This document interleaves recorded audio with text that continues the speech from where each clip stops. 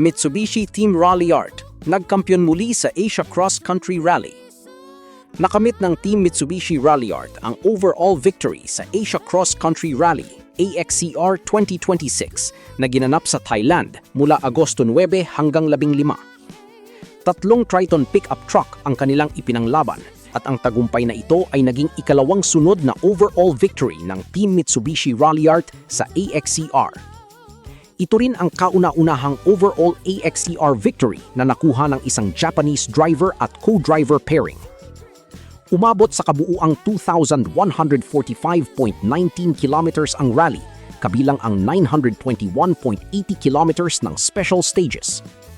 Pinangunahan ni Katsuhiko Taguchi ang kompetisyon at nagtala ng kabuuang oras na 12 hours, 58 minutes and 20 seconds. Nagtapos naman si Kazuto Koide sa ika-27 place, habang nakumpleto ni Chaya Punyotha ang rally sa ika-36 na place overall. Sa ika-31 edisyon nito, ang AXCR ay isang makasaysayang cross-country rally na dumaraan sa iba't ibang bahagi ng Southeast Asia, kung saan pangunahing ginaganap ang kompetisyon sa Thailand. Sa mga nakaraang taon, eksklusibo itong ginaganap sa Thailand, isang lugar na nag-aalok ng napakahirap na kondisyon para sa mga kalahok. Kabilang dito ang makakapal na kagubatan, malalawak na plantasyon na paulit-ulit ang itsura at madaling makalito sa mga driver, malalaking batuhan, pagtawid sa mga ilog na mahirap tukuyin ng tamang driving line, at malalalim at madudulas na putik. Dagdag pa rito ang mainit at maaalinsangang panahon na lalong nagpapahirap sa kondisyon para sa mga driver, miyembro ng team at kanilang mga sasakyan. Sa kabila ng matinding kompetisyon mula sa malalakas na kalaban, nakamit ng Team Mitsubishi Ralliart ang mahirap na overall victory. Sa AXCR, hindi lamang bilis ang kailangan upang manalo, mahalaga rin ang husay sa pagmamaneho, navigation, teamwork at tamang diskarte, habang maaari ring magkaroon ng malaking epekto ang swerte sa resulta ng karera. Simula ng AXCR 2026. Nagsimula ang AXCR 2026 sa isang ceremonial start sa Walking Street sa Pattaya, isang sikat na beach resort city sa silangang bahagi ng Thailand. Ang unang special stage ay nagsimula noong August 10. Leg 1, Pattaya hanggang Prachinburi. Sa Leg 1, bumiyahi ang mga kalahok patungong Hilaga mula Pattaya papuntang Prachinburi. Dumaan ang ruta sa mga taniman ng eucalyptus at rubber plantation. Dahil sa malakas na ulan, maraming bahagi ng ruta ang napuno ng tubig at mistulang naging mga ilog. Isa ito sa maraming hamon na kailangang harapin ng mga driver sa AXCR. Malakas ang naging simula ni Taguchi. Habang maraming naunang kompetitor ang naligaw ng ruta, maingat niyang pinanatili ang magandang posisyon at iniwasan ang malaking time loss. Malaking tulong ang mahusay na cross-country performance ng Mitsubishi Triton, partikular sa pagtawid sa mga ilog at malalalim na bahagi na napuno ng tubig dahil sa malakas na ulan. Natapos ni Taguchi ang unang leg sa ika-3 pwesto overall. Leg 2, Prachinburi hanggang Nakhon Sawan. Sa Leg 2, tumungo ang rally team pakanluran mula Prachinburi patungong Nakhon Sawan.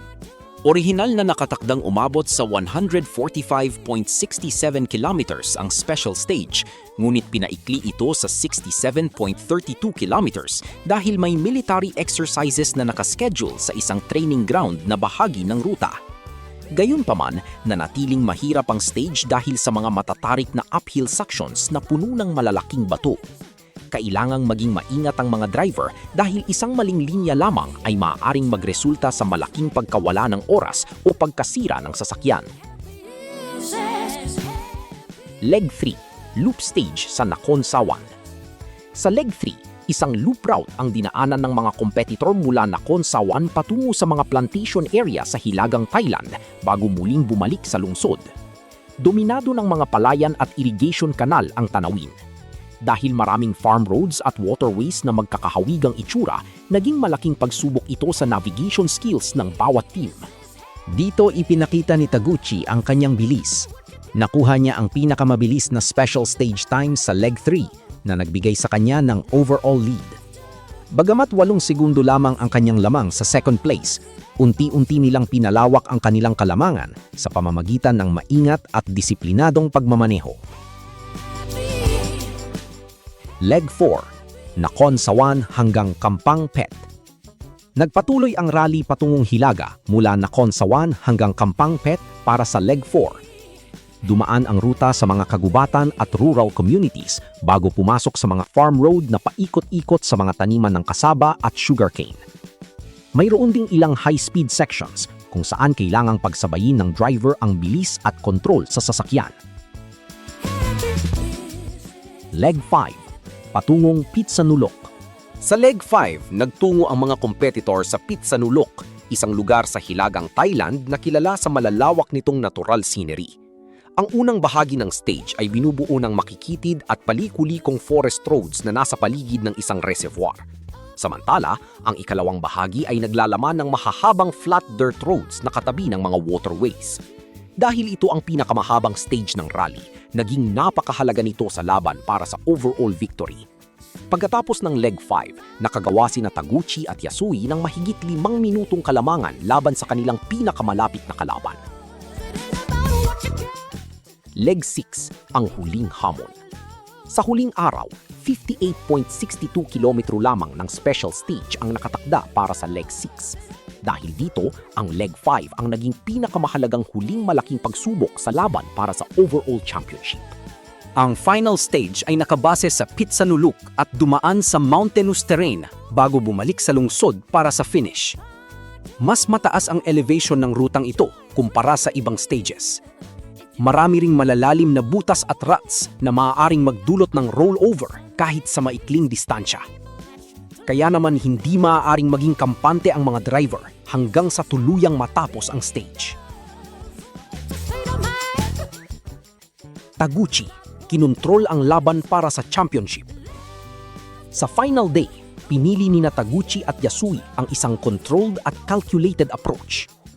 Sa halip na sumugal para sa mas mabilis na oras, inuna nilang iwasan ang unnecessary risks at ligtas na makarating sa finish line. Maingat nilang minanage ang kanilang kalamangan laban sa mga kalaban at sa huli ay nakuha nila ang kanilang unang overall AXCR victory na may lamang na 2 minuto at 25 segundo. Kasabay nito, nakamit ng Team Mitsubishi Ralliart ang ikalawang sunod nitong AXCR Overall Championship. Mahirap na laban para kay Kazuto Koide. Si Kazuto Koide, isang Mitsubishi Motors employee driver, ay lumahok sa kanyang ikatlong AXCR. Hindi naging maganda ang kanyang simula matapos siyang ma-stuck sa isang roadside ditch noong Leg 1 na nagresulta sa isang timeout penalty. Gayunpaman, hindi siya sumuko. Unti-unti niyang binawi ang kanyang momentum sa mga sumunod na stages habang tumutulong kina Taguchi at Yotha. Sa SS5, naitala ni Koide ang ika-8 pinakamabilis na stage time. Nakumpleto rin niya ang lahat ng special stages at nagtapos sa ika-27 pwesto overall. Sunod-sunod na problema para kay Chayapon Yotha. Samantala, nakaranas naman ng maraming problema ang defending champion na si Chayapon Yotha. Sa rock section ng Leg 2, nabutasan ang kanyang gulong. Dahil dito, nawalan siya ng mahalagang oras habang nagpapalit ng tire. Gayunpaman, mabilis siyang bumawi at umakyat hanggang ika-6 na pwesto overall sa Leg 3. Pero muli siyang nakaranas ng problema sa ikalawang bahagi ng Leg 4 nang tumama ang kanang likurang bahagi ng kanyang sasakyan. Kinailangan niyang muling magpalit ng gulong. Sa unang bahagi naman ng Leg 5, nagkaroon pa siya ng problema sa makina. Sa kabila ng lahat ng problemang ito at mga penalty na natanggap, hindi sumuko si Yotha. Naabot niya ang finish line at opisyal na nagtapos sa ika-36 na pwesto overall. Bago tayo magpatuloy, nais muna kitang pasalamatan, Repa, kung umabot ka sa puntong ito ng ating video. Kung gusto mong ma-update sa lahat ng latest automotive news at mahilig ka sa mga sasakyan at motorsiklo, ay welcome na welcome kang pindutin yung subscribe button, Repa. Pakiclick mo na rin yung notification bell icon para ma-update kita kapag meron tayong bagong upload na video. Paki-like and share mo na rin kung nagustuhan mo ang ating topic ngayon. Maraming salamat, Repa. Alright! Konklusyon. Ang tagumpay ng Team Mitsubishi Rally Art sa AXCR 2026 ay patunay sa tibay, performance at reliability ng Mitsubishi Triton sa matinding off-road conditions. Mula sa malalalim na putik, ilog, batuhan, makikitid na forest roads hanggang sa matataas at mababatong terrain, napatunayan ng Triton na kaya nitong harapin ang isa sa pinakamahirap na cross-country rally sa Southeast Asia. Higit sa lahat, ang tagumpay ni Katsuhiko Taguchi at Yasui ay nagbigay sa Team Mitsubishi Rally Art ng back-to-back AXCR overall victories matapos muling makuha ang titulo noong 2026.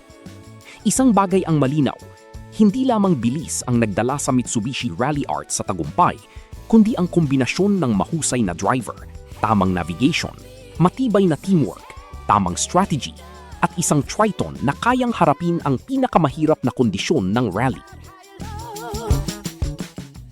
At dito na nagtatapos ang ating video, Repa. Muli, maraming salamat sa panonood. Laging tandaan, huwag po maging mainit ang ulo sa daan para tayo ay makarating ng ligtas sa ating paroroonan. Mga Repa, drive safe at ride safe everyone. Kita-kita tayo sa susunod na video. Alright!